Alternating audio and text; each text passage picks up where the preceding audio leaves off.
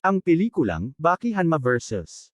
Kengan Ashura, ay isang buwan na lang bago lumabas, kasama ang isang bagong opisyal na trailer na nagpapakita ng tatlong pangunahing laban na aasahan sa pelikula at nagpapahiwatig ng maraming iba pang posibleng sagupaan na makikita natin. Kasama rin dito ang pag-reveal ng maraming mahahalagang sandali sa dreamlike crossover na ito. Lahat ay ipapaliwanag sa video ngayon. Ang pinaka-exciting para sa ating mga tagahanga ay ang kumpirmasyon sa bagong trailer na ang laban nina Jack Hanma at Kerr Ryan ay isa sa mga pangunahing laban na makikita natin. Maraming bagay ang ipinapakita sa trailer na kailangan kong pag-usapan tungkol doon.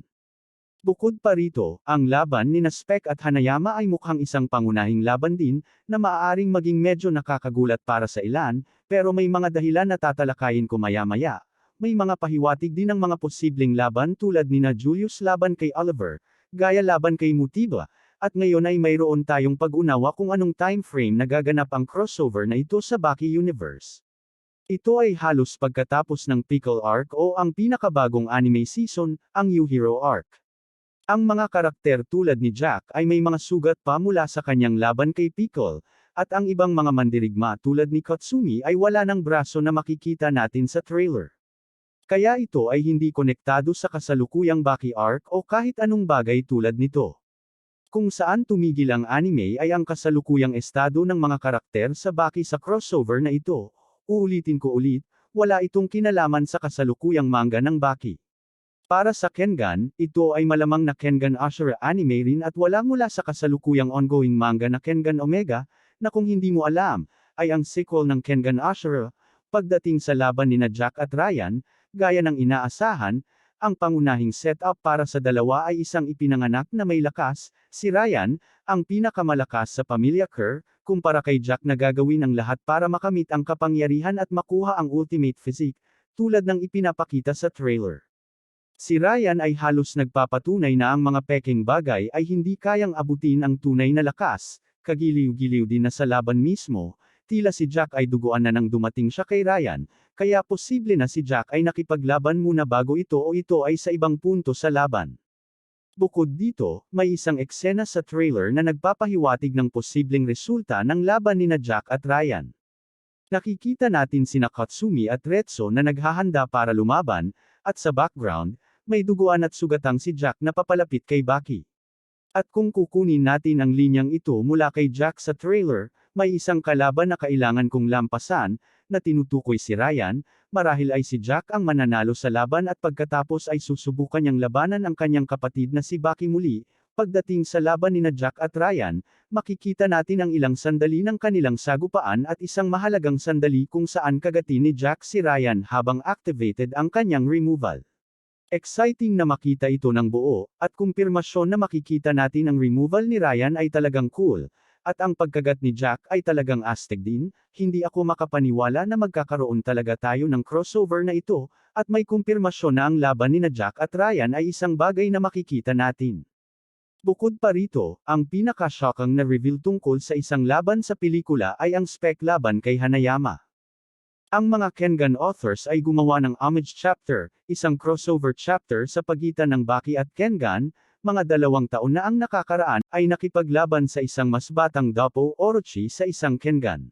Kaya posibleng may kaugnayan ito sa crossover dahil ang pamilya ni Sopang ay isa sa mga pamilyang pinakakonektado sa Kengan matches sa Kengan Universe. Posibleng kaya siya kasali sa crossover na ito ay dahil paborito siya ng mga creators. Ang kanyang estilo ng pakikipaglaban ay katulad ng kanyang kalaban na si Hanayama, parehong kilala sa pagtanggap ng mga suntok ng kanilang mga kalaban at pagiging mga matitinding mandirigma. Excited ako sa labang ito. Syempre, ang pangunahing laban sa pelikulang ito ay ang Baki Hanma laban kay Tokuto Oma. Sa trailer, makikita natin ang iba't ibang sagupaan sa pagitan nila. May pagkakataong si Oma ang may advantage, at may pagkakataon namang si Baki. Isa sa mga pinakamagandang eksena ay si Oma na mukhang nasa kanyang advanced state habang ang kanyang braso ay mukhang mas mapula sa final clash nila ni Baki. Mukhang isinasalaysay ng trailer na si Baki ang magiging kampyon ng underground arena at ang mga Kengan fighters ay sumasali sa mga laban sa ilalim ng lupa. Tama ang hula ko na ang setting ay sa Baki Underground Arena kaysa sa Kengan. Nakikita natin sa ilang eksena na excited si Omo na magkaroon ng pagkakataong labanan si Baki, ang kampyon ng Underground Arena. May mga pahiwatig din ng iba pang mga laban sa trailer. Nakikita natin sina Julius at Biscuit Oliva na nakatingin sa isa't isa, isang matchup na hula ko rin. Umaasa akong magkakaroon sila ng palitan ng suntok.